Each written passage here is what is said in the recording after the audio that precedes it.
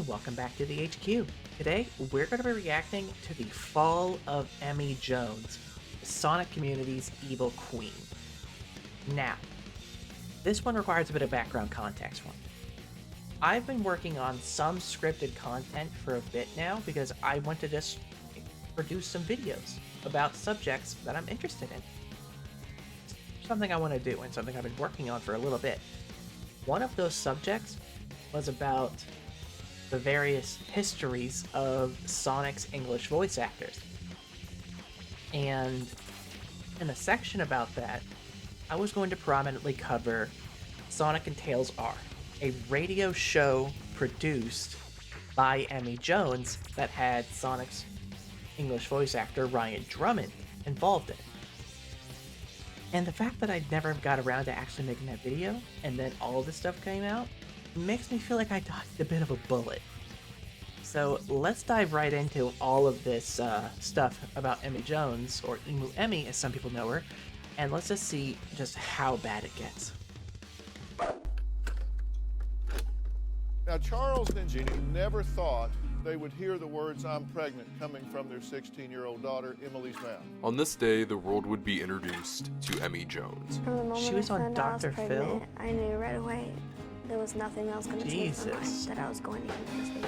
Emmy Jones is a voice actress in the Sonic community who's caught up in a lot of scandals lately. Ryan Drummond fucked Emmy Jones with the Sonic voice. The identity What? of the anonymous accuser who alleged SA against Saberspark last month has been revealed. Born on December 17th of 1993, Emmy would grow up to find a love What for about not only video the- games, but specifically Sonic the Hedgehog and many other fandoms such as My Little Pony. Spending a lot of her time on the internet, she would find the time to engross herself in these communities, growing a following, becoming figureheads of them. And after 10 to 15 years of influence, opportunity, and some would go as far to say power, she is used her positioning as a method of gaining more power in this community, planting seeds of division within the community that she's supposed to be growing. Yeah, I know who Emmy Jones is, and I know she's been growing more and more in the community, but I didn't know to what extent her influence within the community really went, because I don't interact with the community as one would really consider it, because I like Sonic, I'm going to play the games, I'm going to interact with the media, but it doesn't mean I'm going to be in the thick of it. But I've never Jesus, I get a little flabbergasted. I'm not 100% on the various dramas in the community, aside for little niche ones here and there. So it has to really be bad for it to get a almost hour-long video about it. But just that little smash cut, hearing about false allegations against Cyberspark that Emmy Jones is apparently involved in.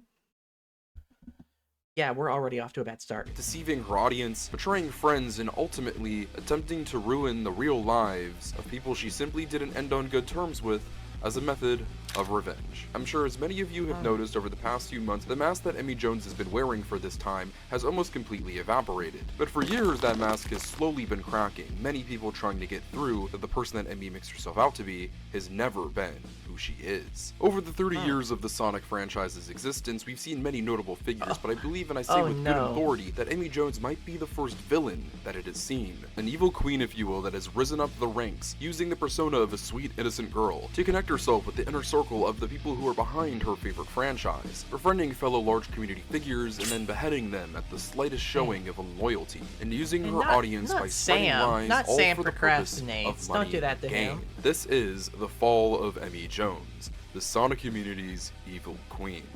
You really have to use...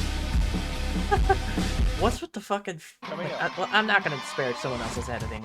Dr. Phil is a it's just unique funny place for a font to Sonic use. influencer to first make their appearance. Naturally, it's usually that's a weird through place to YouTube start. videos. But at the age of 16, Emmy God Jones damn. would become Fucking pregnant with her Kobana child, Money a decision that her 456. family was not happy about. They would then write into Dr. Phil, a very famous show where he gives advice to young children and families who are going through their own family problems. They went this route instead of seeking out a You know, if you want my opinion, I think it was less trying to actually get shit done to go on Dr. Phil, and more just them It was mostly probably just them looking for attention, because really, if you want your problems sorted, don't go to Dr. Phil.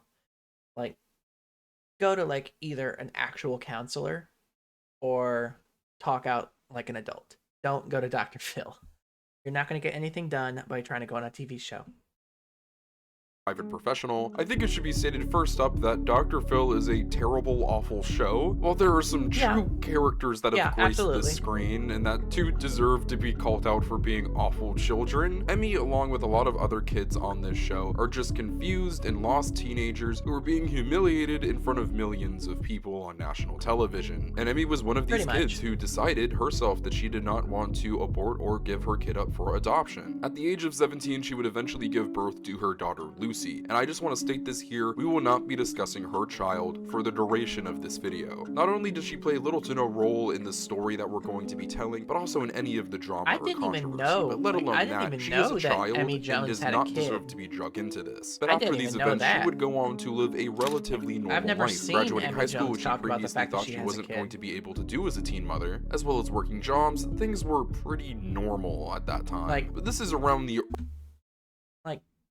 I don't know if it's just me, but like saying just how much Emmy Jones like parades around the Sonic community, trying to be like the pick-me girl of the Sonic community.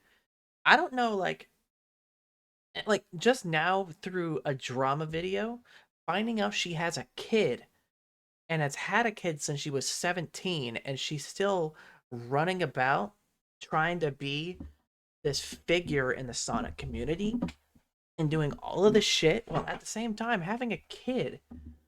Like, I'm not going to say that she's neglecting her child by trying to be this figure in the Sonic community, but like, you really got to wonder how much time is she putting in with her daughter versus how much she's trying to be the big figurehead in the Sonic community. Early 2010s, where the internet is really properly getting started, more specifically, the social media age. YouTube is already at this point an established veteran website on the internet. Other social media sites like Facebook, Twitter, Instagram, it's becoming incredibly easy to share yourself and your interests, which Emmy developed a lot of. As a child, she gravitated towards a lot of different brands, but two stuck out in particular: Sonic the Hedgehog and My Little Pony. The latter surprisingly being what kicks off this downward trajectory. She became very engrossed in this community. In the early 2010s, more specifically 2012, My Little Pony really took off. My Little Pony, this cartoon. God, I had so many friggin' brony friends in high school. Like I don't know how I like gravitated towards the bronies in high school, just because like I was a freshman in high school, so my first friends were all juniors and seniors, and like almost all of them were bronies. I don't know how I swung that, but you know, now here I am.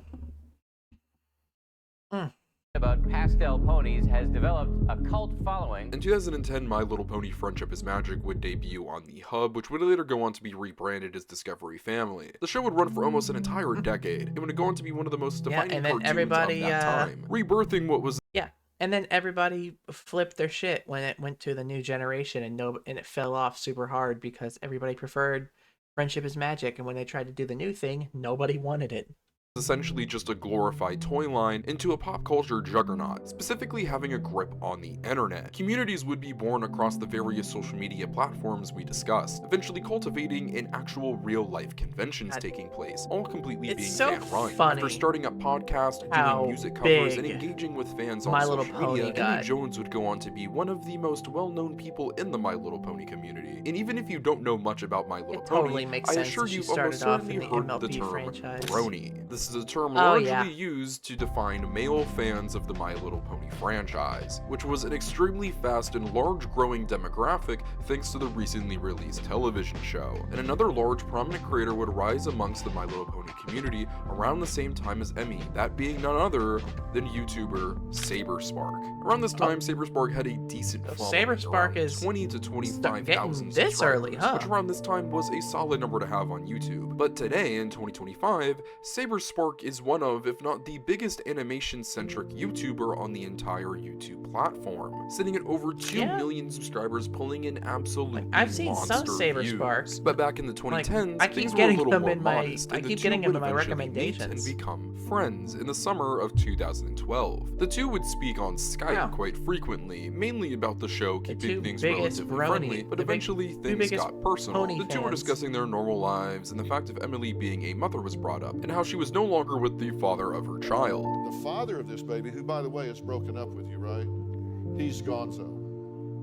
He's just moved on. Gonzo? You think he still Really, loves you? Phil? He's Discussion transitioned Gonzo? into the topic of her being single, and things got progressively more flirty between the two. With the convention Canterlot Gardens being set for the 28th through 30th of September, the two were looking at that convention God. as a place where they could hook up. Strictly under the banner, though, of friends with benefits. The two would eventually meet at the Oh, that's not a convention, good being in idea. a hotel room with a handful of friends, but going off to eventually have sex. The two would hook up, with both parties going on to describe the encounter as brief and disappointing, but would still keep in contact after this happened. By this time, wow. SaberSpark was having a lot of anxiety about Emmy not getting her period, fearing that she might be pregnant. He feared this because their sex was unprotected, due to Emmy saying that she had an IUD, and despite IUDs being 99% effective, there was always that 1% chance and also the chance that Emmy was lying. So the two would meet up at a hotel a few months later in November of the same year for Equestria It's like LA. you're not with like in general, if you're not with someone you trust, like intrinsically trust with that sort of thing, always wear protection, dude. Like if you're not with somebody that you know, like to a lengthy degree, and that you trust, like wear protection. As simple as that. Like it's not that difficult to understand. Like you shouldn't just be like talking to someone for 6 months on Skype, and then the first chance you get, you're just doing it raw. Like, dog, be smarter than that. Another My Little Pony convention. While initially planning to take the pregnancy test, they decided to wait until the end of the convention, choosing to spend time together and have fun. They were in a relatively empty floor in the hotel, got intimate, and then went into a bathroom to have sex. After this, however, the two wouldn't be. You had bathroom sex at a pony convention.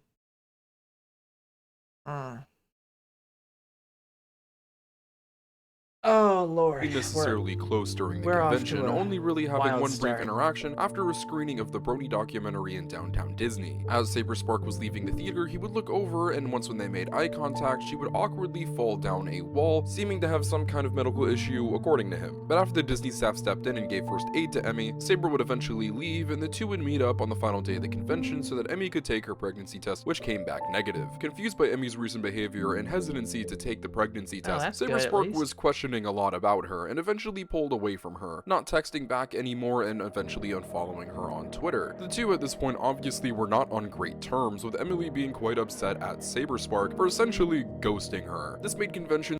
I mean, like, why did, like, I know, like, Emmy, like, just based off this video, Emmy's not the greatest person, but, like, why would you just ghost her? Like, I get it, she's acting weird, and especially with the pregnancy test, but, like, you're the one that still went out to the convention, and you're the one that still hooked up with her in a convention hall bathroom. And you're the one getting all anxious about, like, pregnancy tests. And, like, I'm sure this is going to come back later. I'm sure, like, Emmy is going to say something stupid about all this. But, like, at the same time, like, y'all are supposed to be adults. Why can't you just talk it out? Like, talk like adults. God. Like, sometimes I can't deal with, like, thinking about, like, young adult bullshit like this, because I'm about to turn 30, and I can't even fathom, like, having this sort of, like, immature behavior. It's very weird with there being awkward tension between the two, so SaberSpark decided to reach out and patch things up before SaberSpark eventually pulled away again. This lit a fuse under Emmy, a very angry one. And conveniently, while this relationship ended, an interest in another property grew. Around this time, Emmy was getting into cosplaying, but specifically Sonic the Hedgehog cosplay. The shoot seemingly being very high quality, and her also being conventionally attractive, the Sonic fanbase took a liking. Emmy was already a pretty big. I mean, you know, and whenever you're a major figure in the Sonic community, it's kind of hard to, like, I don't want to fucking be mean, but it's kind of hard to find a conventionally attractive person within the Sonic community. Because, there's some attractive people in the Sonic community, but, the Sonic community is pretty big. And I've met a lot of people in the Sonic community. And I would say, like, like not like the online Sonic community where you get like all the prominent figures and faces, of course, because it's like, it's like generally speaking, with a generalization, it's harder to find conventionally attractive people in the Sonic community than not.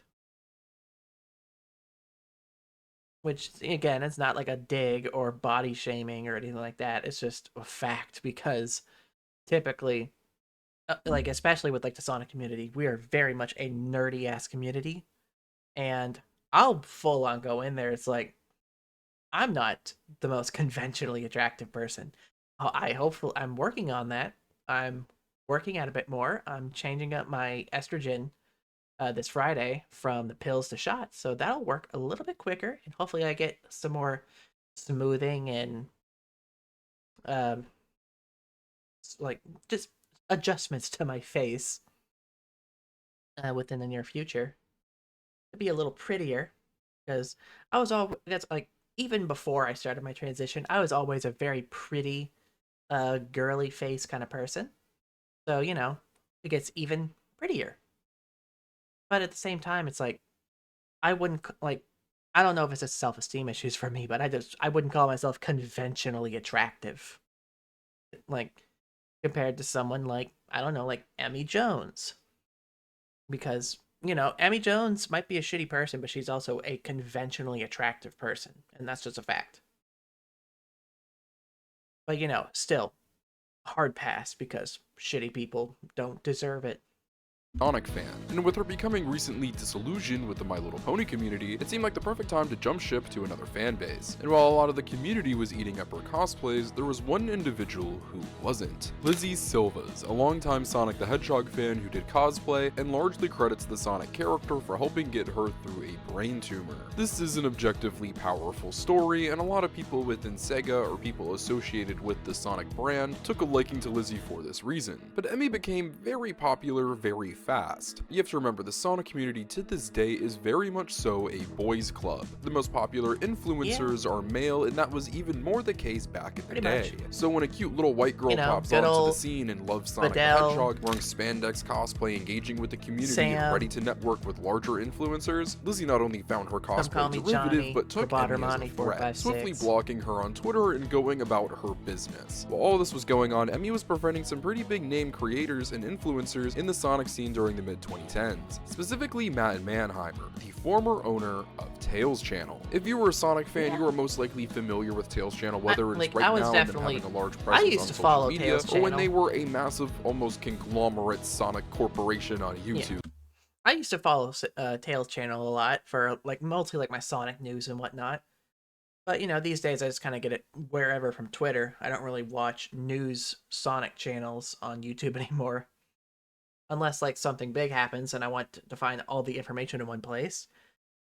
I used to watch them, but I don't anymore. I don't really watch much online gaming specific news anymore. But they have always held a lot of power and have had a lot of connections with not only Sonic the Hedgehog creators, but Sonic the Hedgehog itself. After creating ties with many people associated with Sega, Matt would go on to become the social media intern for Sonic the Hedgehog under Aaron Weber, the former social media manager for the Sonic Hedgehog franchise after the company went through a restructuring. Aaron was much more than just the social media manager for Sonic, however, almost completely redefining the character's identity in modern pop culture zeitgeist around the mid to late 2010s as a self-aware, meta-contextual character, which had a lot of fans laughing and a lot of people looking disgusted at what they were trying to turn the Sonic franchise into. He was a part of the pitch team that presented Takashi Iizuka's Sonic Mania, the best received Sonic game at the time since Sonic Adventure 2, and also I'm definitely hit or miss on the whole meta era for Sonic.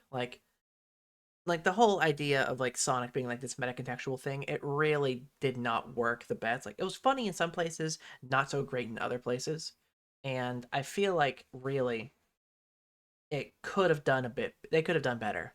especially whenever it's like they're trying to find like online personalities to like market Sonic. So, who better than to get a guy like Aaron Hansen, Egoraptor, who's mostly known for raging about how much he hates Sonic. Not exactly the best look. Not the best look in the slightest. They held a meeting with Jeff Fowler and Tim Miller, which a lot of fans speculate was the moment that they decided to change the movie Sonic design, which went on to reshape the franchise forever. This is an important man, and he will be playing a role very soon. Life was pretty good that for doesn't Emmy. surprise me.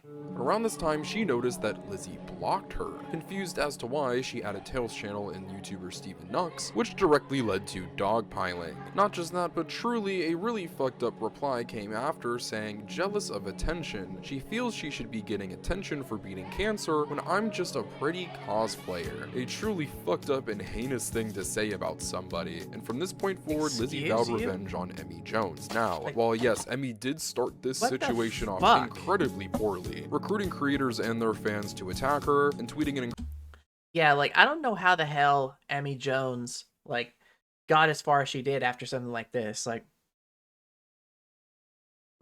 immediately trying to start drama because someone blocked you by adding two of the biggest Sonic news channels, but then being like, oh, she's just mad because Liz I'm a pretty cosplayer and she wants attention because she beat cancer. It's like, bitch, shut the fuck up.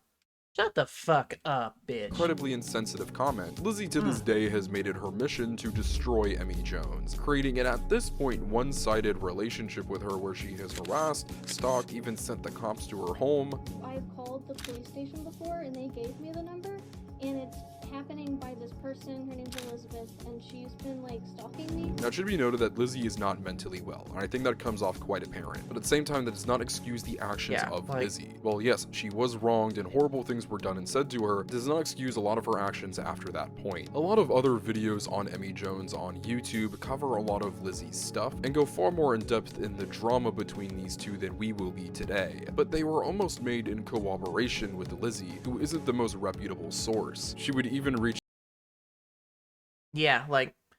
some of the shit clearly that Lizzie's done too, not great, but really shouldn't have started something like that with her, especially knowing that if a person is not mentally well to do, you don't start a fucking drama with them like this.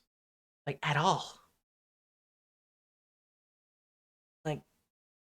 She could have just let it go and not made a big friggin' deal about it. But instead, no, she had to make a big hoopla about it on Twitter. Out to me to help me with this video, but naturally I wouldn't respond as this is meant to be an objective, unbiased look into Emmy Jones's fall. So this is the only time we will be talking about Lizzie and her relationship with Emmy in this video. But Emmy was doing great. Her songs were blowing up. She was truly becoming one of the biggest figures in the community. She got a spot on the Sonic Central YouTube channel, a middling Sonic the Hedgehog collective of the era, but did consist of some pretty big name content creators around that time. Something else that happened is that she became the Sonic community's most eligible bachelorette. I'm sure you all have been waiting for it. Emmy is most known for sleeping with former Sonic voice actor Ryan Drummond. A little background on Ryan, he was Sonic's first video game voice actor starting in 1998 with Sonic Adventure, all the way up until 2004 with Sega Superstars. By this point, he was already over 10 years removed from his tenure as Sonic the Hedgehog, and despite being very young but still around the scene at that time, I can tell you he wasn't incredibly involved with the fan base just yet. Not until 2020 did you see these former voice actors popping out in conventions, doing signings and interviews, so them not only having a relationship, but a relationship this intimate was definitely a novelty at the time, outside of the fact of a dog. I'm pretty sure, having, because since I have researched Ryan Drummond for my aforementioned Sonic voice actors video, I'm pretty sure around this time, I'm pretty sure he was married too. So that makes it even more fucked up. Bruh. And that little snippet from the beginning that he used the Sonic voice during sex, oh my god. Dog. Like, I genuinely hope there isn't another voice actor former wrapped official up Sonic in this. voice sleeping with a fan. The biggest controversy that arose from this is that a lot of Yep, people there put it this is. under the category of an affair. At the time, Ryan Drummond was indeed married to his wife, with his wife not filing for divorce until 2018 and it being finalized in 2019. In 2016, Emmy Jones claims that they were simply separated. When you and your partner fully agree to separate from Oh, each right, other and that because your we're marriage gonna is believe the essentially unreliable finished narrator outside like of Emmy court, it Jones. does not fall under the guise of cheating. You both have mutually agreed to go your separate ways, but due to Ryan and his wife having multiple children, this made the divorce more complicated, which made it take more time, and notoriously, divorces that include children extend the process exponentially. As a child of divorce But the myself, only information I we can't got attest to is this. Emmy But according to Jones's multiple perspective? sources who were close to Emmy and Ryan at the time, not only did the relationship feel very affair-like, but it was also not what it was made out to be. In an interview with Mr. Enner in 2025, Emmy states that her and Ryan simply dated for around half of a year in 2016 and separated due to location purposes, specifying that he was in the Bay Location Area and purposes? she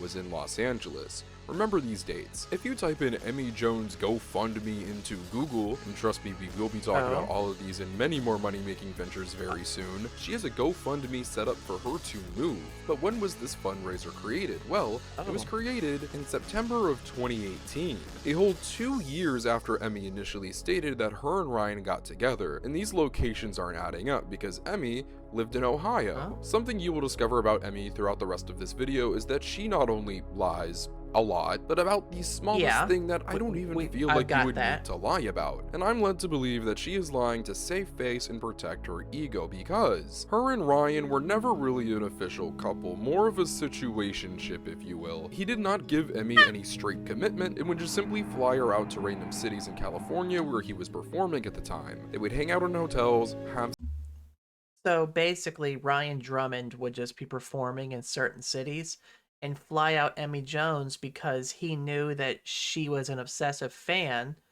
that's like 10, 15 years younger than him. And basically, really only did it because she's an easy lay because he was Sonic for like 3 years.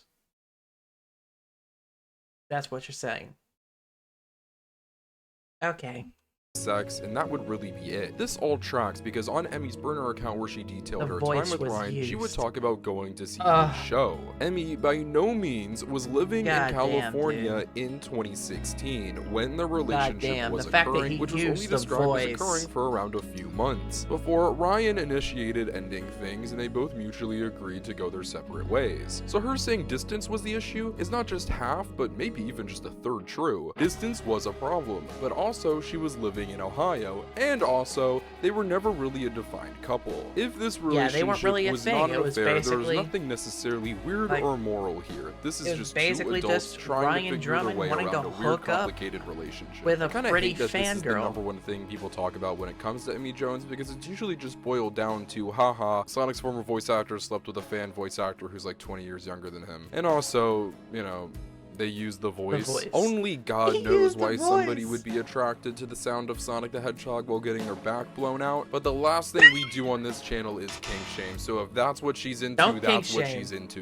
At You know, surface just don't level kink shame. to a normal person brain, this is really just two people having sex. If this truly was an affair and Ryan and his It's just awkward because it's a super Sonic fangirl and a previous voice actor for Sonic, and accusations of the voice being used, which, you know, I don't know if he's going to talk about this, but the fact that the voice was used is even weirder considering the fact that Emmy Jones is also notoriously a big fan of Tails and portrayed Tails in the Sonic and Tails R radio drama that she produced with Ryan Drummond, who voiced Sonic.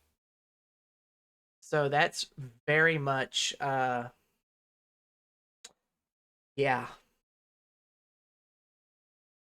The fact that very much the implication of Sonail's shippery going on wife were separated, and frequently whenever this comes up, this is used as a smokescreen that covers up bigger controversy that comes later down the line with Emmy Jones. But unfortunately for us, her love life isn't done just yet. Once when her and Ryan separated, she must have gotten really into voice acting. Around this time, Emmy was becoming just as well known for her Tails impersonation as she was for her song covers. People doing Sonic voices is nothing new, as there were a lot of prominent people doing voices of characters around this time in different fan projects. One of those people was named the Blue-Eyed Fox. They were said to appear in Sonic the Wrath of Nazo as Tails, until they were replaced by also Emmy Jones. This is because at the time, Spirit of the Blue, the voice actor for Sonic in Sonic Wrath of Nazo, and Emmy were having a situationship of sorts. Their relation God damn, she's just gonna fuck every Sonic voice, huh?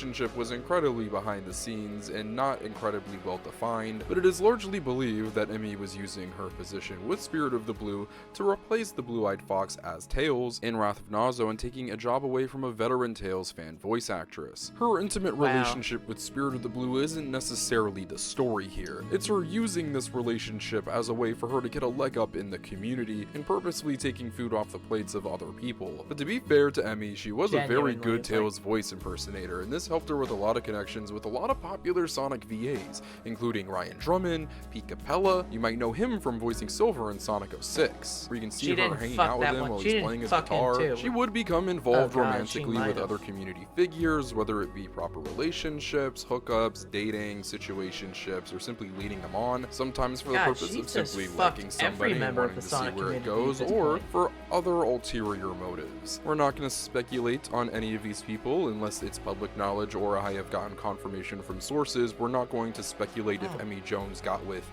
Jason Griffith's dad, but somebody we know that she flirted with incredibly specific was the member of the website and organization Sonic Retro. I will not be specifying this person for privacy reasons. As you'll come to see in future controversies that we'll get into, harassment from Emmy and her audience plays a big role and is obviously an awful thing to do, and the last thing I want to do is incite more harassment from those people. So when something is not entirely public knowledge, please understand when I choose to exclude their names.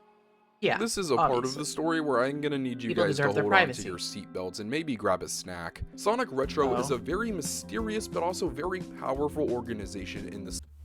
I mean, Sonic Retro isn't really a mysterious organization. It's just a Sonic forum that's been around for so long. I mean, like, Sonic Retro, or y'all I don't know how...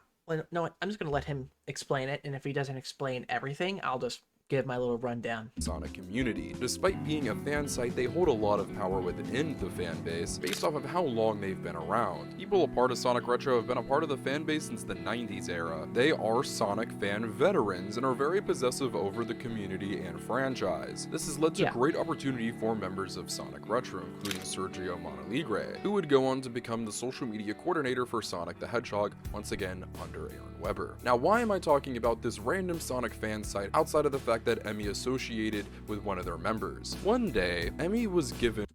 Well, Sonic Retro is more than just a random Sonic fan site.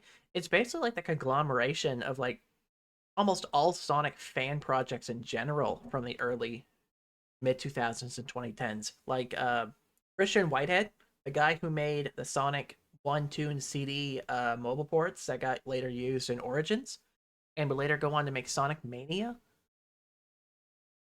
He is a Sonic Retro veteran as the Taxman and made the Retro engine for his Sonic fan game, Sonic Retro. Or it was Sonic something Retro, Sonic Retro something.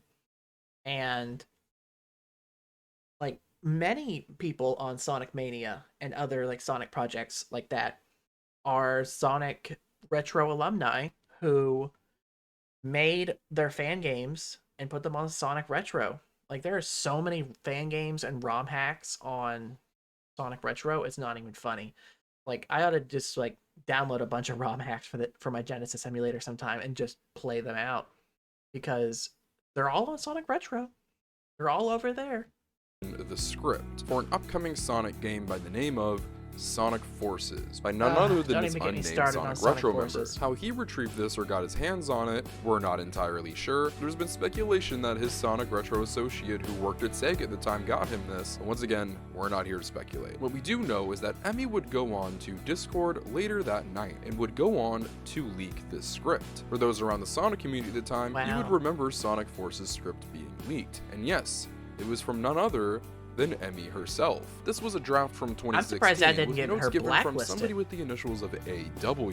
Somebody around that time that shared those same initials was Aaron Weber. Honestly, someone I'm surprised Emmy that didn't get her recently became blacklisted. Very close to. That would thanks have to her definitely been connections something with to the get blacklisted aforementioned over. Matt Mannheimer of Tales Channel and Sonic Retro members. And not only did Emmy leak this script, she leaked this script from Weber's apartment. And no, not just because they were friends, Emmy and Aaron were seeing each other at the time. I'm gonna fire over an allegedly here for legal purposes. So that makes what? That 3 major members of like Sonic prominence that Emmy Jones was fucking? God damn. As you're seeing on screen right now, I have multiple testimonies from people who were close to Emmy and Fuck it, we ball. She leaked Sonic Forces script over a Discord call while at Aaron Weber's place. I wish I had proof, but there are others that were present and know of this. I'm sick of her getting away with this BS. Oh yeah, the thing about Aaron is all true. I heard it straight from the source myself. Emmy did indeed not only leak the Forces script, but also did it from Aaron Weber's place. Yes, they were fucking. Oh Aaron my god. at the time. Now this is one of the most well-known secrets behind the scenes in the Sonic community amongst larger influencers. It just hasn't come out because I don't feel like there's been any reason to, but when you're making an expose on Emmy Jones, now kind of feels like the right time. Many people wonder why Emmy was given so many opportunities with Sega, how she became so closely associated with the company. This is a large reason why. at this Her point, having a sexual relationship at this point, with essentially I'm the head convinced that she honcho was of the fucking Sonic brand in Izuka. America around this time allowed her to get her quote-unquote foot in the door and make a lot of connections with people at Sega. She did an entire promo video for Monopoly Gamer's Sonic Edition, something really no Sonic creators were doing around that time. Being given opportunity by Sega, it was really rare, excluding being given positions at the company. At this point, Emmy wasn't just a rising star in the Sonic influencer scene, she was one of the biggest faces. A lot of that power was acquired through interesting means, but in this point in history in the late 2010s, entering the I'm not usually a fan of like accentuating the trope of fucking her way to the top, but I'm really beginning to think that Emmy Jones really did fuck her way to the top here, dude. Like, dude, how many people at Sega did she sleep with? Like, genuinely, I don't want to slut shame. Like, more power to you, but Jesus Christ. the early 2020s, Emmy was now one of the most powerful figures in the entire community. And how would she use her power? Well, unfortunately, it's all downhill from here. Throughout Emmy's time in the community, she's had many issues, whether that be her health, her needing to move, her mom needing a dog. But how do we usually know about that? Her seeking financial help through her audience. Now, don't get me wrong, when you have nowhere to turn to and you have a platform, you might as well use it to get help. But there's a difference between using your platform and abusing the people who have given it to you. To an unhealthy and unusual degree, Emmy asks for a lot of money from her audience quite frequently. Campaigns From that she's 3 done. GoFundMes initially asking for a medical dog for her mom, with a goal of $8,000 in donations. Firstly, wishing nothing but the best for her mom, but she was able to get a service dog regardless. To the aforementioned GoFundMe asking for $5,000 to help her move to Los Angeles, and most recently a GoFundMe to help her fight her MCAS and eating disorder, with a goal of $17,000. Throughout the years, You need $17,000 to fight an eating disorder? Like, I don't think it costs $17,000 to fight an eating disorder. Like, I don't know the intricacies of eating disorders. I know some people who have struggled with eating disorders in the past. But I don't think you need almost 20K. I don't think you need almost the cost of a high-end used car to fund struggles with an eating disorder. of her doing this, people have been more than willing to help, but there are a lot of people who have noticed that she is doing things that somebody who is struggling with finances doesn't typically do, such as frequently going to Disneyland, 2 trips to Japan, going to a bunch of different events and trips. All of these are luxuries. It almost feels Yeah, like if you're going to like a bunch of cons and traveling abroad and going to amusement parks all the damn time, you are very clearly either not struggling with money as much as you claim you are, or you are really bad with your money. But either way, regardless, you shouldn't be asking your audience for money so often if that's the case. like Emmy and her partner are able to meet their financial means, but without the support of her fan base, they might not be able to live as comfortably as they like, which by no means is the job of the innocent people around the country who simply enjoy your content to fund. It doesn't stop though at her GoFundMes and the misuse of her fans' generosity. Speaking of, genuinely speaking, if she's doing all of these trips, going out to Japan, going out to Disney, all of this, where the fuck is her daughter? Is she just dropping her kid off on her mom? Like, all we've heard so far is that she had a daughter when she was 17, and that was in like 2011. And a lot of this shit is happening in like 2018, 2019, or even like the mid 2020s. So that kid has to, like, that kid by now would be like somewhere around like 13, 14 years old. Emmy Jones has a teenage daughter now. And she's still pulling this shit. Allegedly, asking for $5,000 for an album release party on Ko-Fi, or plugging an Amazon wishlist for people to simply buy her things. Now yes, this was during COVID time, so a lot of you might be saying, oh, she might have been asking for essentials. Well, you would be correct, because she got Sonic Legos and toys. Only the essentials. Frequently plugging her Ko-Fi, asking for just random donations on a whim, such as funding migraine glasses. There's a term for this: e-begging. Emmy is an e-beggar. A lot of people, including big figures in this community, have problems, go through things, have health issues, including myself. But in my time in this fan base, I have not seen somebody ask their community so much for financial backing for the smallest, most minute thing. Maybe it's the... I struggle with my finances. I would love for people to donate to me.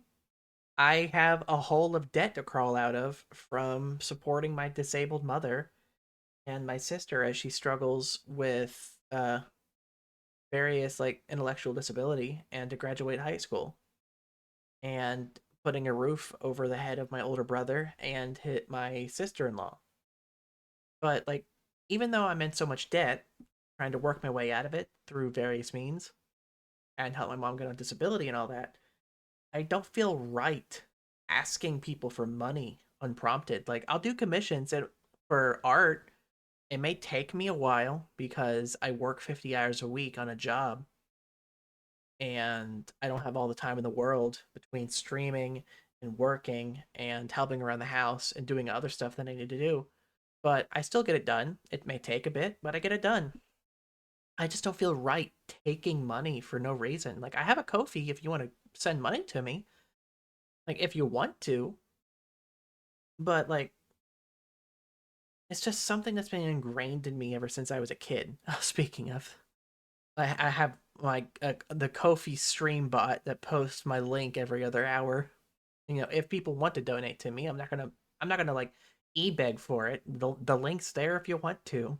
You want to support a ratty if you want to support a ratty in her journey, but feel free to, but you know, no pressure, no obligation to do so. I'm not going to e-beg for money like that.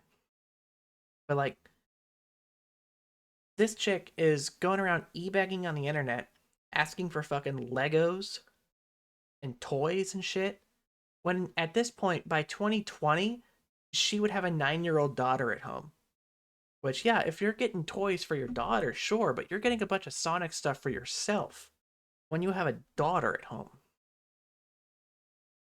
That's fucked up, dude.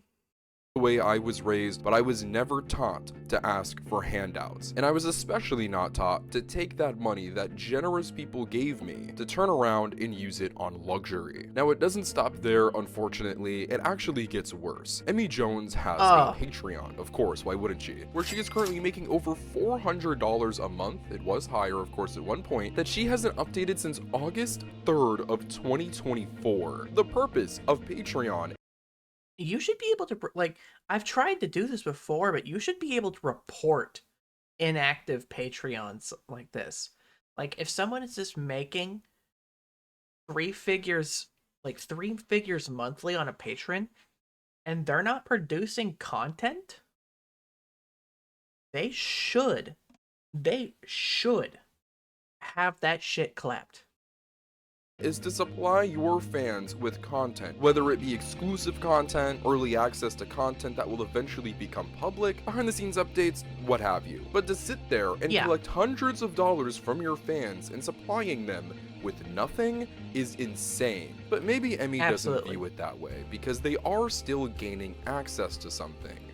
Her Discord. Emmy Jones has a Discord server where she is active in, but this isn't your typical server where fans of someone's content can come together to meet new people, bond, communicate, share interests. No, this is very close to, and I'm really trying not to be hyperbolic, a cult, where Emmy Jones is the queen and her little Patreon minions will do what she wants. Whether that be supplying her with a free Nintendo Switch 2, because, or how about when she gave out Wow, so it's just basically a simp server then. It's a simp server.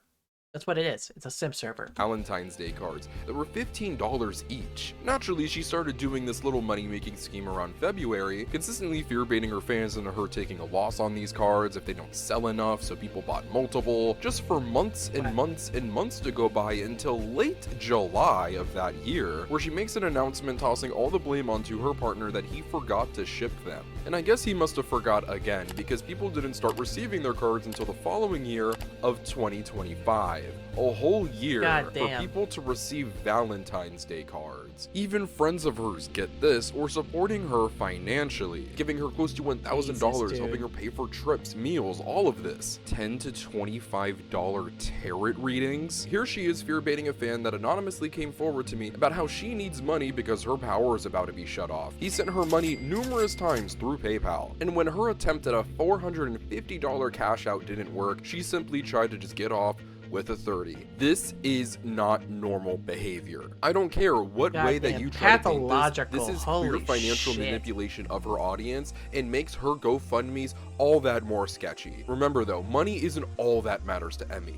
It's also power. Her Discord has been turned into a battleground, a dictatorship, where you must, as a fan of her, build up the social credit to be one of her favorites, and if you don't, you are simply treated as lesser. A big part of this is being as hateful as she is. Emmy, at her core, does not like the community that she is a part of and profiting off of. More specifically, the larger influencers and creators that she shares the scene with. It's been said that she had a whole entire hate campaign against Sam Procrastinate, where none of her audience would be able to say anything positive about the man or his content. Why is this? Because he did not personally come out and use his platform to publicly defend Emmy during one of her controversies. Which, yeah, like, why would you expect that of him? Like, Sam Procrastinates, like, he's one of the few, like, Sonic news tubers. Like, he doesn't do exclusively news tube stuff. He does, like, a lot of stuff. But, like, I watch Sam from time to time, and he notoriously is not someone who gets into drama. Like, he doesn't cover drama. He doesn't do any of that. He stays in his lane. He only recently, like, by recent, I mean, like, a little under a year ago, touched on to some drama because someone tried to drag him into it because of an associate that he used to have around on streams from time to time. And that was only occasionally that person who was being canceled for very heinous shit was around his streams. So, like, why would Sam try to, like, use his credit to defend Emmy Jones, who is probably objectively in the wrong, when that's not his deal? let me remind you guys, is not the job of Sam or any content creator to do when somebody gets into a scuffle. She also has specific vendettas against Fidel of Games Cage and Tails channel, and for those who are not aware, hasn't been run by Matt Mannheimer in around 10 years at this point. And I swear that this is not the purpose of me making this video, but shocker, she really doesn't like me. Having her crew go to the staff of Sonic Revolution to have me removed from the event in 2023. And once when that happened and caused issues, she of course shifted all of the blame onto her friends. Sound familiar? Keep in mind, up to this point, we never interacted.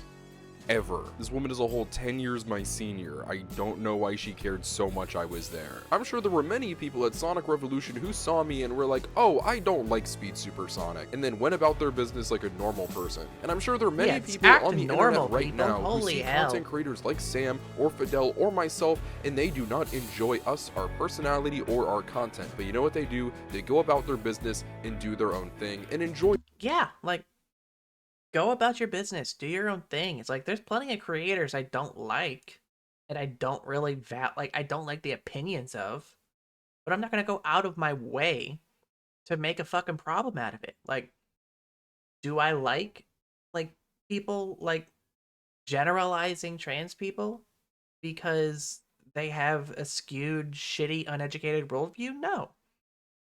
Am I gonna make it a big fucking problem? No. Because I'm bigger than that, I'm better than that, and it's not my fucking, it's not my bag. I'm gonna keep doing what I'm doing. A free fucking country. Like, they're free to act like ignorant assholes, and I'm free to just vibe and do whatever I want. As long as I'm not hurting anybody or doing anything illegal.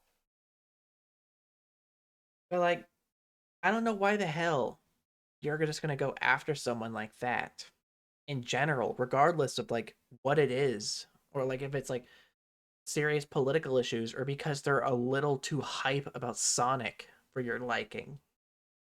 What they enjoy. They do not create and encourage hate campaigns against us. They do not have us physically removed from events where no trouble is being caused at. Emmy actively makes the lives of us creators worse in this community, all because she's an incredibly angry and vengeful person, and only has become more so over time. It has been reported by a former friend of hers that she would simply sit in her apartment and hate watch other creators' videos who she personally didn't like. It made everybody incredibly uncomfortable and really opened the eyes to who Emmy was becoming. I needed to get a lot of that stuff out of the way because this next segment of the video is going to get a lot more serious, because we're going to be diving into some very serious topics. So I'm going to put up a trigger warning for the following: grooming, sexual assault, harassment, and rape. If any of you guys have heard this before... Oh, God. This is music by the band Hyper Potions. One half of Hyper Potions was a man by the name of Kevin Villeco. They befriended Aaron Weber and were able to start working on basically every upcoming Sonic project they had in the works. From Sonic Boom Fire and Ice, Sonic Mania, even doing a performance at the 25th anniversary party, they were very well connected in the Sonic scene and started to make a name for themselves. Emmy naturally became very close with these people, and also gained a relationship with the wife of Kevin, Evelyn Ferreira. When Evelyn and Kevin met, he was 24 and she was 15. As the term wife suggests, they would eventually get married and have a very abusive relationship, both verbally, physically. Her document, which will be linked below, was not an easy read. However, thankfully, around the pandemic, they were able to get divorced, with her staying out in Los Angeles and him going back home to Pennsylvania. Like Kevin, Evelyn was also a musician, and around that time was working on a project. What project was that? Sonic and Tails R. Sonic and Tails R is a radio drama created by Emmy Jones that is mainly known for starring some very big names in the Sonic voice acting scene, such as Ryan Drummond as Sonic, Jason Griffith as Shadow, Mike Pollock as Dr. Robotnik, which there was drama about a pay discrepancy, but that quickly got resolved, so we'll be breezing over that. The first episode was even featured on the Sonic the Hedgehog official YouTube channel's fan spotlight page. Emmy was at least somewhat aware of the issues that Evelyn and Kevin were having, even being the person to tell Evelyn to speak out. But when Evelyn would eventually resign from working on Sonic and Tails R, she would go on to be replaced by Kevin, her groomer, her abuser, the worst thing that really ever happened to her, all hidden under his Push Pause moniker. When Evelyn eventually spoke out, Emmy would too, claiming she didn't know the extensive history behind their relationship. And I'm sorry, I find that very You didn't know about the extensive problems of their relationship, yet you were close enough to hire this person. Like, but then, like, whenever they left the project, you went and hired their abusive groomer ex-husband. Mm, mm, mm. God damn. Jesus Christ. Hard to believe. You're telling me that this couple, who you were closely associated with, the topic of their ages and age gap never came up. An age gap which, let me remind you, is 10 years difference. And regardless of when Emmy and Evelyn met, she would have been significantly younger than Kevin, not just in number, but by appearance. I would think it's weird if my fellow 22-year-old friend decided to date an 18-year-old girl fresh out of high school, let alone someone significantly older than that, dating somebody that young. Emmy deflects when Evelyn said that she needed to stick up for herself in relation to Kevin going back home to Pennsylvania and Evelyn staying in LA. But even if you didn't have the gritty details of their marriage and why it was ending, you're telling me that you didn't know anything that Kevin had done when you were talking with— Yeah, like, if she was as close with them as she claimed to be, like, she would have known this. She should have known this if she was as close as she claimed to have been to the couple. And yet, after she left the project, she went out of her way to hire her abusive ex-husband. Yeah, this is just getting more and more fucked up. Holy shit. I didn't think it'd get, like, I just thought, like, haha, funny, she fucked Sonic's voice actor and did the Sonic voice in bed, and then, like, had, like, a really shitty situationship with Cyberspark, and just being, like, a toxic individual. Not like this not like this shit. Holy fuck. With Evelyn, that a simple discussion of life, two friends confiding in each other, no red flags were raised about Kevin or his character. But regardless of that, why would you think it is okay or moral to replace the person who is leaving your project with their ex, who they are currently separating from and having a very messy situation? She then flat out lies in her statement, says that the composer role was not filled by Kevin, which, yes, it's right here. It's in the credits. She then gets mad at the internet for condemning her for her wrongdoings in this situation, and ends it off by saying that she hopes that Kevin can get the help that he needs. Help he needs? He groomed a 15-year-old and then went on to abuse, manipulate, and sexually assault her in their marriage. Why would you wish him well? Wish him to hell. And what makes this even more sad is that this is not the only example of Emmy being negligent in protecting the abusers and predators that are in her life that she gives jobs and associates with. Sonic and Tails R is often hailed as Emmy Jones's project, but if you look at the credits, she is the executive producer, the voice of Tails, and the co-voice director. Now, why is she the co-voice director? Because there's someone else that's involved with the project far more than she is. His name is Dorian Nelson. He is the producer of Sonic and Tails R, the co-voice director, the staff writer, the staff sound designer, and he did the end credits animation. These two are obviously very close. In 2017, there was a convention named Sonic and Sega Fan Jam, which has since been rebranded to Sonic Expo Atlanta. Emmy and Dorian attended this event along with a bunch of friends, including somebody by the name of Cess. Emmy and Cess became friends when Cess was a teenager in high school. They went on vacations, Emmy would commission Cess to do art for her, and this would all essentially culminate in them attending the convention together. Unfortunately, right before the convention, her and her boyfriend broke up, and a lot of their time before the convention actually started was Emmy and Dorian comforting Cess. Cess would end up staying in a hotel room with Emmy and her friends, which was a different hotel from what the staff was staying in. Emmy would frequently go off and do her own thing, which was fine with Cess, so she was spending a lot of time with Dorian, and almost looking up to him like a big brother. They would help set up the convention and then eventually go to a Denny's for food, but wouldn't leave until around 4 to 5 in the morning. It was a little too late to go to her hotel with Emmy, so she had to stay at the staff hotel where pretty much everyone was sharing a bed, where she would end up sharing a bed with Dorian. What would happen next, though, was not consensual. At one point in the night, she felt his arm around her, and then at another point during the night woke up to him spooning her. She turned around to release his grip, only to see him wide awake. He would laugh, kiss her on the face, and say, "I really like you, Cessy," while running his hand through her hair. While Cess does not qualify this as sexual assault, this by definition is sexual harassment. That would be made aware of this, going on to chew out like, Dorian and condemn his actions, and Cess would go on to voice to Dorian how this deeply made her uncomfortable, and they were able to continue some form of a relationship relationship, remaining friendly, but by no means being as close or talkative as they used to. Fast forward years later, Emmy would go on to make music with someone by the name of Hunted P. If you guys are not familiar with Hunted P, he did the infamous "You know me, the fighting freak Knuckles, and we're at Pumpkin Hill. You ready?" Yeah, that guy. Long story short, they would have a very weird— Well, Hunted P isn't just the Pumpkin Hill guy. Hunted P is like, he's the one who did like all the rap music in Sonic Adventure 2. Like all of Knuckles' levels, all his main theme, that's all Hunted P. You know, just little footnote there that he didn't go into too much detail. working relationship. He was incredibly creepy, harassed her. None of that stuff was cool whatsoever. Dorian Nelson, though, who at the time was working on Sonic and Tails R with her, went on to write a statement for 100p and then retweet it. This was essentially the straw that broke the camel's back for Cess, and she completely cut off Dorian. This would all soon reach a breaking point, however. In 2022, Sonic Fan Jam was still running, and Cess was intending to attend. But shortly after she finalized her attendance, Emmy would announce that there would be a Sonic and Tails R panel, which Dorian Nelson would be attending. With her past experience with him and this obviously being a triggering person in general for her, this made her uncomfortable naturally and was brought to the attention of— I just found out yesterday Dorian is going to be at the con, and I'm really scared about it. Didn't think he would be there based on what he had done and in the staff room to me the last time, so I assume that he likely wasn't welcome, especially since last I heard you two didn't have a good standing.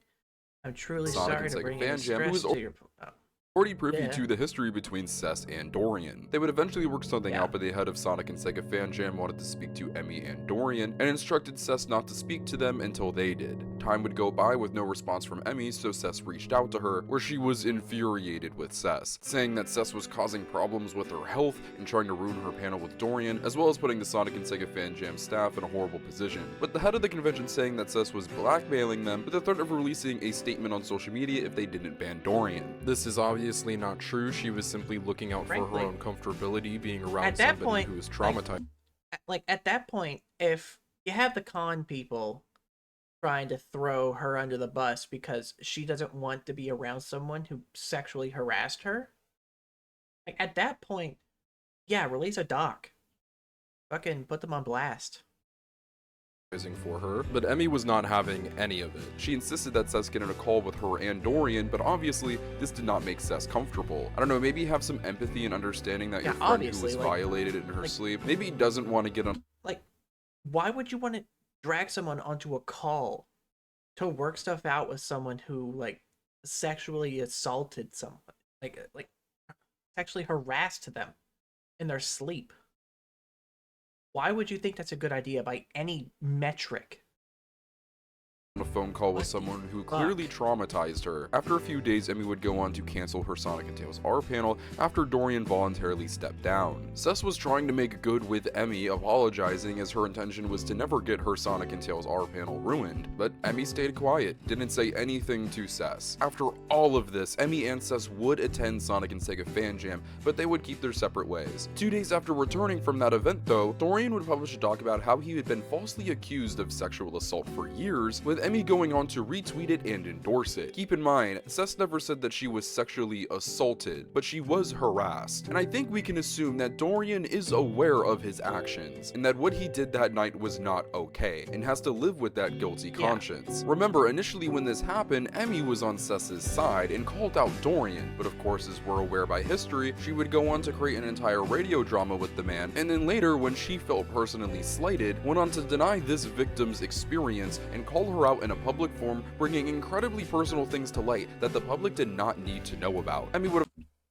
yeah, like clearly, like, should have been noted right there that how much of a piece of shit Emmy is, just by the fact that she went, like, the fact that this whole situation happened before Sonic and Tails R happened, but she still went on to make Sonic and Tails R with this person after he sexually harassed her. Of course, take to Twitter to make her own call-out post of Cess, where she accused her of blackmailing FanJam, and how Cess coming out about Dorian somehow impacted Emmy's health significantly. This led to months of harassment from Emmy and Dorian's audiences, until months later when Cess was able to publish her own doc, which the edited version of that doc will be linked below. That version was ultimately created after Emmy and her decided to make peace due to the harassment both parties were receiving, but if you're curious about the contents of the original doc, I'm sure there are links floating around out there somewhere, and it's also been reported on numerous times in different YouTube videos and forums. This should have been a moment in time where Emmy was able to be examined by the community at a deeper level, seen for the true person that she was. A hateful woman who lived an angry life, who disregarded the people in her life that cared about her, because what did it threaten? Her power, her money, the only things that really matter to her. But it was swiftly brushed under the rug because only a few days after Cess's doc, the news about her and Ryan Drummond finally became public. A story that, let me remind you, if there was no affair, there's no wrongdoing here. It is simply two people having sex, no matter how weird a sonic voice being used during it might be. Does that maybe I hate it. I hate that sound so much. I hate it. The bed creaking with a bunch of sonic foley. I hate it. But yeah, like, honestly, at that point, the fact that all of this shit about Emmy Jones and Cece coming out, and then conveniently, the leak of information regarding Emmy and Ryan's relationship coming out, that shit seems a little... That seems a little sussy. That seems a little sussy, like maybe she leaked it in order to cover up her own information. There's a few red flags about her potentially being interested in the relationship between a canonically 15-year-old blue hedgehog and an 8-year-old yellow fox? Yeah, maybe, and that would be incredibly fucking weird. But we honestly have more important things to talk about. The thing between Emmy and Ryan is, Emmy's as of absolutely today, there was no wrongdoing by Emmy. But I think Emmy is smart enough to know that there are many instances in her history in this community where she has done plenty of wrongdoing, and she's been able to cover up these scandals with another scandal that is bright and colorful and exciting to the general audience, but is essentially just nothing but fluff at its core. Now, why am I bringing these two specific stories up at the tail end of this video? These are two women in this story that were traumatized by either sexual assault, sexual harassment, something that every woman that deals with these things, if they wish, should be able to publicize and talk about. Also, if they want to keep it private, they should be allowed like 12 minutes to keep it private. It is their story, it is their experience, and it should not be denied. Both of these instances are objective things that happened. The people involved who did these wrongdoings have admitted that they've happened. To turn around in one instance and exonerate yourself of any wrongdoing or negligence in relation to a young woman who was taken advantage of by a much older man, and that is putting it very nicely, and then continue to go on to deny your personal friend's sexual harassment experience which you had knowledge to. These two stories are some of the most disgusting things that have been public knowledge in the Sonic community, and it has been completely brushed under the rug. Now, I want to state this. I don't know how the hell these back-to-back two instances of Emmy basically being like I'm not gonna call her a rape apologist, because that'd be fucked up, but like openly associating and cavorting with two people who only barely recently before were accused of some kind of sexual impropriety.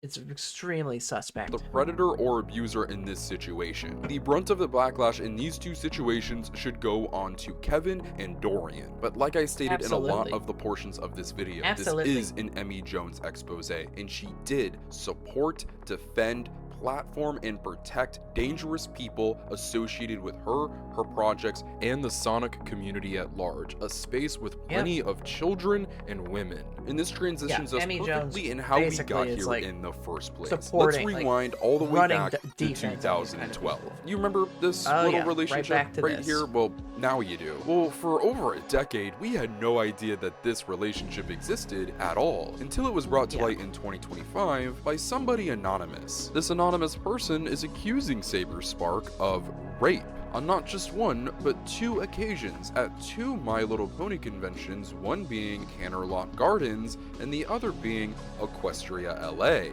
And with this being a first-hand recounting, yes, this anonymous person is Emmy Jones. In the testimony, it's almost described like they had zero intention of having a sexual relationship leading up to that.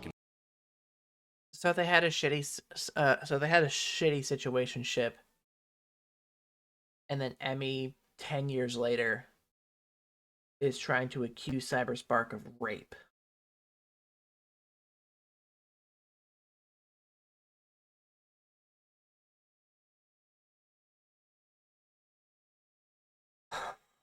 Okay. Okay. Convention, with him using the power dynamic of her being a freshly 18-year-old fan and him being some big popular online influencer. Keep in mind, he had 20 to 25,000 subscribers at the time, much different from the 2 million he has nowadays. She makes their first encounter out to be entirely unconsensual, which would essentially make this rape. It's painted as if this came out of nowhere, despite there being instances in her own testimony where she describes having a crush on Cyberspark, as well as him being aware of this. She would then go on to detail her next encounter, where all of the cracks begin to form, recounting them being in an elevator where he forcefully shoved her against the wall and shoved his tongue down her throat. She then says they'd proceed to go right back down exactly to where they were to then go into the bathroom for oral sex. In text messages, she describes going down to a basement area where there was meeting rooms and a carpeted area. But not only did Cyberspark state that this occurred in a lower gym area floor, but the hotel would go on to confirm Cyberspark's recollection of the location as correct. But not just that, why would they go down? So Cyberspark even had the fucking hotel, like, backing him up on this. God damn. To then go back like, how up, bad you gotta to then fuck go back up down again. In have Emmy's the original hotel testimony, she makes this back out him to up. sound like it was the last time they ever interacted. That what happened was so horrific that she pulled back and never attempted to speak to him again. If you're paying attention, this is a very twisted, different, evil version of what we described earlier in the video when we talked about Emmy and Saber's relationship. And that's because this is exactly what it is. This is a lie. Now, obviously, after discussing two past instances of sexual assault or harassment experiences, I'm not just going to blindly deny somebody saying that they were raped. But once when this was published, us not knowing that this was Emmy, Cyberspark was torn to shreds. The narrative of him being a rapist spread like wildfire. You can deny all you want, which is what Cyberspark did. But if you don't have evidence, you're kinda fucked. So what did Cyberspark do? He sifted through old computers, multiple telephones, spending hundreds of dollars to find text logs, and he did. And it disputed everything Emmy said. That doesn't sound like you immediately retreating from somebody and being so traumatized by your experience with them. What it actually sounds like is that according to her ex-boyfriend Solrak, being unfollowed on Twitter at the time was like the worst thing somebody could have done to her. And that when Cyberspark did this not one but two times, remember, somebody that she really cared about and had a sexual relationship with, irked her beyond belief and would go on to hold. Yeah, so she tried making this anonymous doc on Cyberspark. He spends hundreds of dollars to get his old, like, logs and texts and shit just to, like, throw them in her face.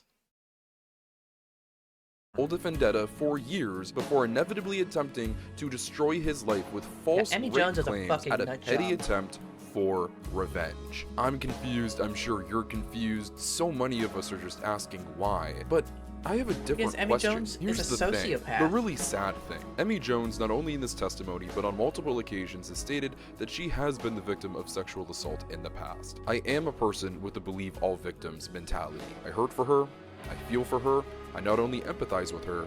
Yeah, like, believe victims, but, like, at the same time, use a bit of thought. Because it's like, believe victims, but don't let people hijack that kind of movement. Because that's what Emmy Jones is doing. Because now, Emmy Jones might claim to be a victim of sexual assault and sexual abuse, but now, I don't know if I can rightfully believe anything she says. Because now we have an incredibly well-documented case of her lying about rape allegations.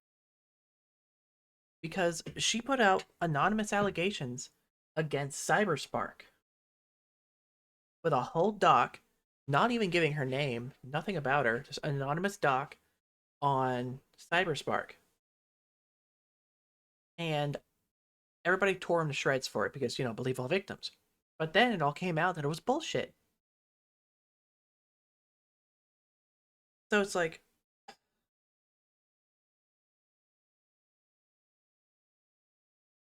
believe victims, but have common sense about it. Don't just take word for it. Like, go to both sides, get evidence. Don't just be like don't put out just like a doc with no evidence that something happened. And at the same time, don't just seek online points justice. If someone sexually assaulted you, don't make posting a Google Docie your first priority. Go to the police. Like, file a police report.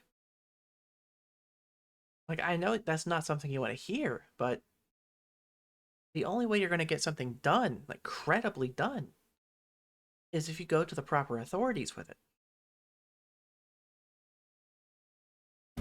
But I sympathize with her. I obviously cannot do that with the Saberspark story because there's objective proof she lied. And even if she might still have a very frequent track record of lying, I am still not going to deny the other experiences that she references, and I hope you guys don't do the same. The reason she claims she wanted to do this was to prove to herself that she would be able to speak up. She claims she spoke up anonymously to avoid harassment, but I think we have a lot of room to believe she did this because she's Emmy Jones. And if she were to come out with this claim, which is false, it would have lost a lot of credibility and people wouldn't have taken it nearly as seriously. Also, another part of that reason in reality is because she knew she was lying. If Emmy Jones wanted to speak up about her history with sexual assault, why didn't she talk about her actual stories? It would have been an incredibly powerful and humanizing moment for Emmy Jones if she actually talked about her experiences with sexual assault. Something that not a lot of people in this community do, getting that deep, getting that personal. Because the unfortunate reality is there are millions of people in the world and in this community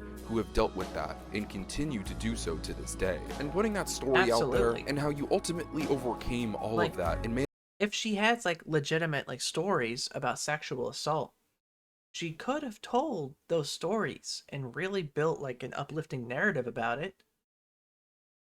But instead, she goes to like a really shitty situationship from 10 years ago and reframes it as a non-consensual encounter because she's petty. And I'm sorry, like whatever you think about me about this, but like the fact that she went out of her way to lie about such a high-profile thing, it makes me inherently distrustful of what else she has to say. Because it's like, if you're lying about this, you could be lying about other things. Because clearly, what Emmy Jones wants is attention and vindication. So it's like, I can't reasonably accept blind faith on something like this whenever the person putting out these accusations is a known pathological liar. I just can't take blind faith on that. Like, if you're coming at me with a clean slate, and I like the cut of your jib, I think you're being honest with me, like, yeah, like, I'll take what you're saying at face value. But if it comes out that you are a pathological liar with a history of spouting bullshit, then I'm going to not like take what you say as gospel. I'm just not going to do that. Managed to have a child and find success despite all the hurt and pain, letting those people know that they're not alone. It would have been, frankly, one of the most beautiful things this fanbase ever saw. But instead, she committed one of, if not her most heinous act, lying about a man that you had an intimate relationship with who happens to be a public figure, and using that as an attempt to take everything away from him and ruin his life. All because you were slighted 12 to 13 years ago. And if Emmy truly cared about sexual assault survivors so much, why is it that on 2 separate occasions, 2 friends, 2 people who were close to her, were treated by her the way they were? One that came to you privately about their experiences, and then you went on. The fact that like She claims to be a survivor of sexual assault, only for her to fucking backstab and treat like shit two former friends who were literally victims of sexual assault or abuse. Like, one friend who was sexually harassed by someone, and then she went on to make a fucking radio show with this guy as a co-producer. And then on the same radio show, working with a musician, only for that musician to leave and replacing that musician with her ex groomer husband that groomed her when she was 15 and he was 25. Like, dude. To replace them in your fan project with their abuser. And then another friend of yours who was taken advantage of in her sleep by someone that you would go on to create an entire radio drama with, and then go on to deny her experience after knowing damn well it was true, and then sending harassment her way for months, which almost resulted in her taking her life, all because her trauma was an inconvenience to you. I don't think Emmy cares. I don't think she cares about anyone but herself. The same woman that's claiming she wants to be an advocate.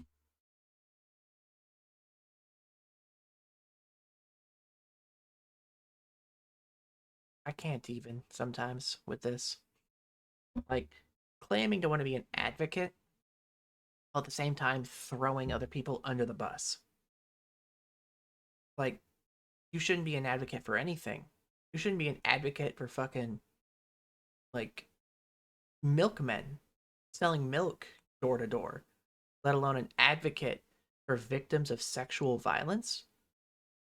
When you are lying about your own, like, when you're lying about your own, like, rape allegations, and you are throwing your former friends under the bus and actively partnering with their abusers.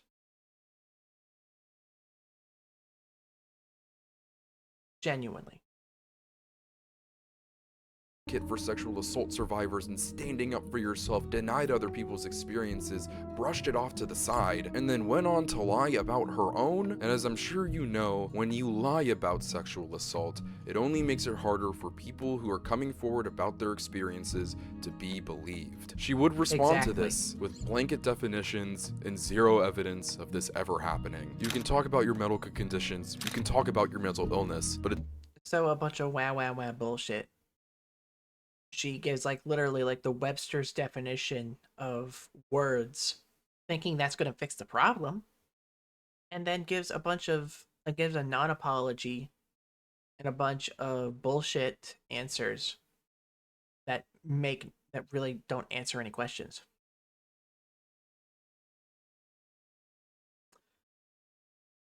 Yeah, that tracks. It's not an excuse to act like a bad person and to commit the evil acts that she has. And Emmy, after all of these years of this behavior, and being at the age of 31 going on 32, I don't think she can change. After all of this came to light and she naturally got ridiculed, she might have ran off of Twitter, but she's doing fine. She's going to Pokemon World Championships, smiling ear to ear, having a blast. But meanwhile, all the people that she's affected, they're still picking up the pieces of their life after she came in like a bull in a china shop. She doesn't care. This is who she is. This is Emmy Jones. We have now reached the conclusion of this video. After almost damn near an hour, after everything we've gone through, where do we go from here? I strongly believe Emmy Jones is a danger to our community. I do not believe she deserves a platform. From what initially went to a sweet and innocent love for a franchise turned into a desire to control the community that she was a part of, a years-long quest for power, and that was going to be achieved by any means necessary. And once when she got it, she manipulated her fan base financially, taking advantage of them at every turn, sending them to attack fellow community members, and not just that, friends of hers who were affected by other people close to her were victims of true evil,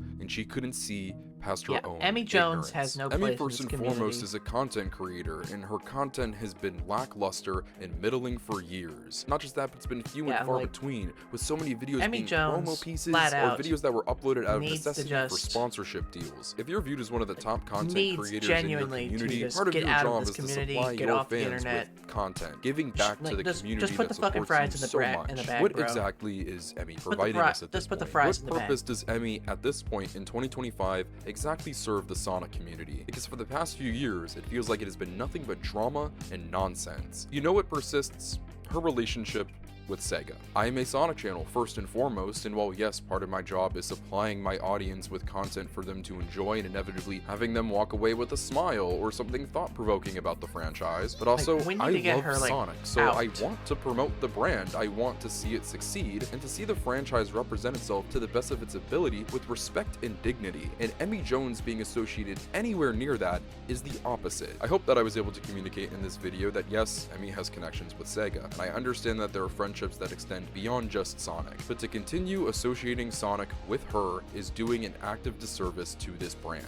Just as recent as last year, she did collaborations with companies such as IHOP and Topgolf to promote their Sonic the Hedgehog collaborations. But was this combined 40,000 view total worth it? We're in the big 2025 now. There's so many Sonic the Hedgehog content creators and content creators in general who are doing so much good for the Sonic brand. And while me, along with them, are getting plenty of opportunity, let's continue having the people who are being an active positive force in this community be the people to represent it. And that's what this is all about.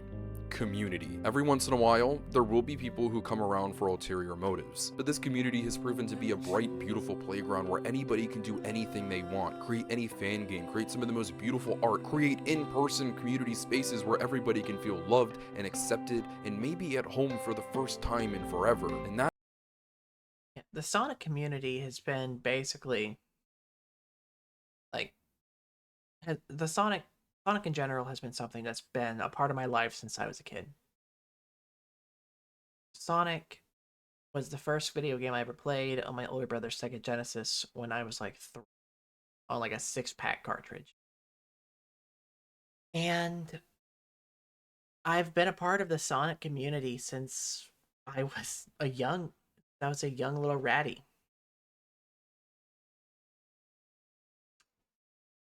I couldn't see myself without Sonic in my life. I'm turning 30 next month, and I'm still very prominently part of the fandom for Sonic the Hedgehog, and I don't think that's ever going to change. And seeing the fandom that I love so much co-opted by a terrible person like Emmy Jones and used to get big like that really hurts me. Really hurts.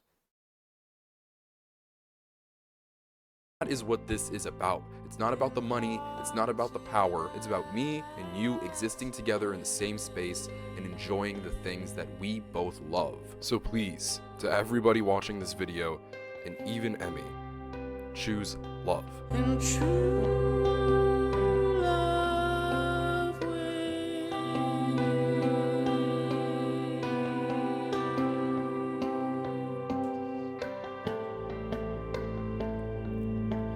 on lollipops and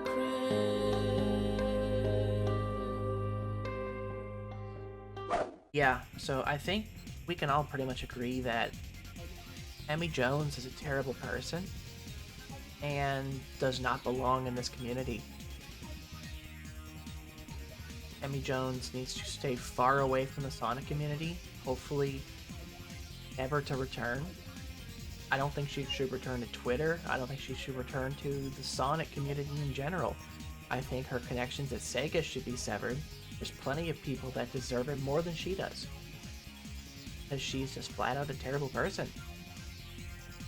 And like, yeah, haha, she had sex with the Sonic voice actor.